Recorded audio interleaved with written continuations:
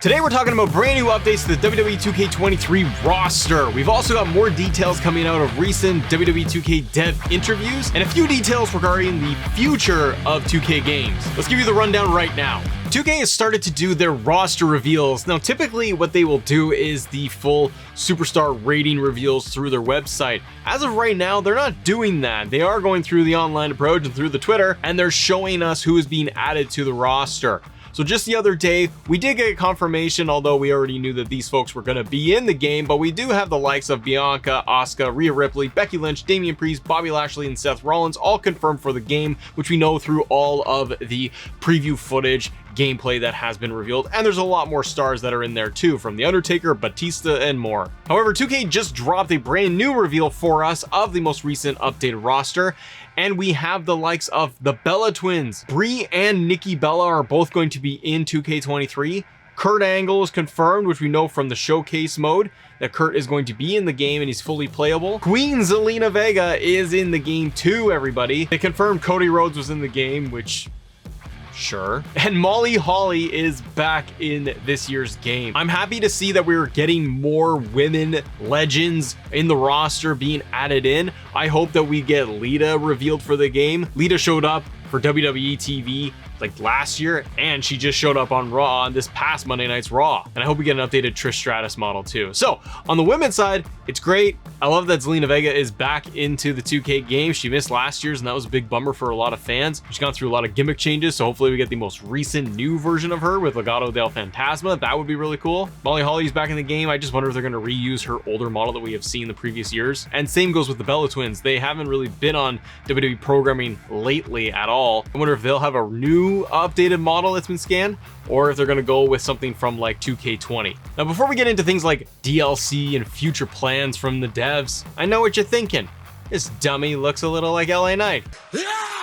Yes, I've heard that and I understand. I can hear you, I can feel you. Now, if you do enjoy seeing LA Knight on the channel popping up, hit the like button on this video because it goes a long way to support the channel. Regarding DLC itself and what players can expect from the roster and the DLC, Lionel Jinx did an interview with WCCF Tech and said the following, quote, "People will be happy. I will say, if you look at our main roster, when we do our roster reveals, there will be some omissions on there that you'll be scratching your head about. But just wait and see. I think most people will be happy." You know that we are going to get 5 DLC packs for this game. There are other interviews where the devs have talked about how 2K23's roster is going to be even bigger than 22, and that they hope that they can grow this thing and it'll be even larger when it comes to 2K24. I'm happy to hear that we're getting more legends added in. I'm happy to hear that we are going to have an even deeper roster. It's sorely needed with these games. You want to have the biggest roster possible, and I think if WWE can just hold on to these legends and hold on to these current talents they have, we can have a really great roster for this year and for next year's game. Lionel Jinx did mention this in the same article where he says, if we keep going at this rate, 2K24 will have even more because WWE keeps signing a ton of talent. A lot of familiar faces are coming back to WWE. That I'm excited about. Cody being one of them for 2K23. We have DLC plans we haven't announced yet that I think are going to make people really happy. The future's bright. I know it seems silly for some of us. We're talking 2K24 a little bit. We haven't even gotten this game out, dummy. What are you going off about? But through all the interviews and even through the 2K Next Makers where they got hands-on with the game at the Rumble, you can hear the devs talk about the series and how 2K22 was the baseline jumpstart, redo, relaunch of the series almost, where they're going off of a new engine, they got new ideas in place, and they're springboarding off with 2K23, which I think, based off of what we have seen and what we have heard, 23 is going to feel like a little bit of an update from 22. Small changes, right? The pin system, you got fatigue and stamina stuff has been updated. The roster gets updated a little bit. You added in war games. It's a fresh coat of paint. For some of us, I totally get it. You're like, it's just a roster update, basically. What is going to be the big deal? I don't really want to get that. They should be giving us more and more and more. I totally understand that. I want everything too. But the devs have even said themselves that the cycle for putting out these games, they start working on the next one as soon as this one is launched. So when 2K23 comes out, they're already looking at what they're going to implement for 24. It does keep me optimistic that we're going to get even more when it comes to 2K24. We're building off of this. But like all other sports games, from NBA 2K to Madden and anything else, the yearly cycle of sports games, it kind of hurts because you wish they could take a little bit more time off so that they can make an even bigger impact or give us live updates and things like that. But speaking of future updates and like 2K24 updates, Brian Williams did say this in the WCCF Tech article and interview regarding stuff that they want to do in the future because of the engine that they are working with. Brian Williams says that for future games, they hope that we could do things like if you're having a fatal 4-way match, there are guys huddled at ringside. Maybe guys like Ricochet does a big tope over the top rope. You can wipe out an entire group. I think it will improve match types that feature multiple participants, and for a match like War Games, I think it's perfectly suited because we have the ability to do those crazy dives from the cage. Having a mechanic that can take out multiple people at once could help conclude the match. That's one of those things that's high on my list. We'll see. In case you didn't check out yesterday's video, we talked about the recent ringside report that the 2K devs put out, talking all about War Games and the ins and outs of it, stuff you can adjust in there. So go check that video out. I'll link it up at the end of this video.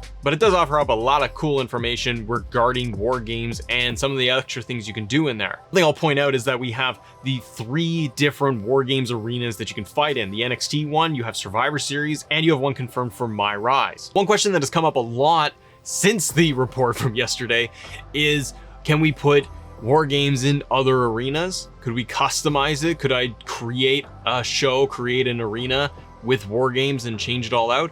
We don't know just yet. My guess is that War Games is going to be locked to these 3 different arenas, and that is it. The only thing I could see them allowing us to do is modify it and create an arena where I could make a WrestleMania with War Games and it's just War Games. The other question that's come up is regarding universe mode, and do you think War Games is going to be playable in universe mode? I don't know. I really hope it is, because it should be. It's a match type. But when I think about it, tournaments were not made available in universe mode. We couldn't do a regular King of the Ring, could we? So I'm hesitant to say that War Games would be in universe. My gut tells me no, that it's going to be just an exhibition match type, unless somehow they have fixed it up in universe mode and they let us just plug in Survivor Series and it's preset as War Games, and they let us bookend a pay-per-view where it's going to be War Games match for females and males from beginning to end, and you put some standard exhibition matches in between, like Money in the Bank. But I don't know if they figured that out, because I go back and say tournaments, they didn't let us do that at all for years. But sticking on the topic of universe mode, the devs did talk in a recent dev call regarding some of the updates to universe mode, and we've talked about where you're going to be able to have an action item list to be able to pick from to create specific moments and interactions with the AI that you can control fully, or you can go back and forth between yourself and the AI. So are promos back? No, but they are going to give us a full list of stuff that we can utilize it from, and it'll create better moments, more engaging, and I think we could see that springboard off into 2K24 and give us even more depth. But the devs did talk about how the universe mode action items action list is based off of that of My Rise. So because they're using and leveraging the My Rise engine, it's going to allow more freedom within universe mode, and this is why the devs like Lionel Jinx and Brian Williams are talking about how universe mode is their sleeper hit this year. And I know a lot of people some are over universe mode and think it's so bland and boring, and others just tried and true, and that's what they mostly play this game for. And I love universe mode, even when it is just dull and boring. It feels like a little bit of a uplifted exhibition mode. But if they can add in elements from My Rise, giving us more freedom, being able to have promos, create a little bit more stories in there, that's going to do a lot for players in replayability. During the dev call, Brian Williams also discussed how the AI is going to be functioning a little bit differently in this year's game.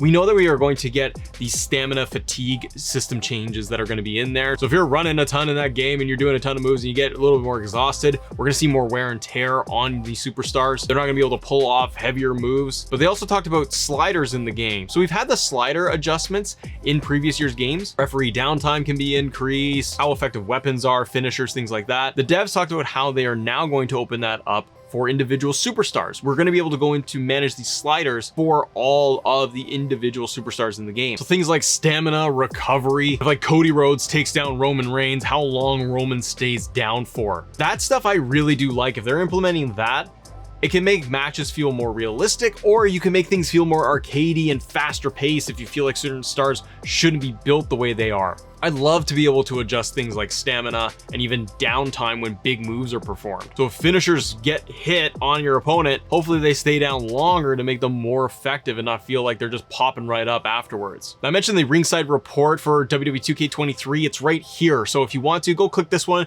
check it out. Full breakdown of War Games. In fact, it's going to be online this year. There's a lot of cool details. I'll see you over there. Bye.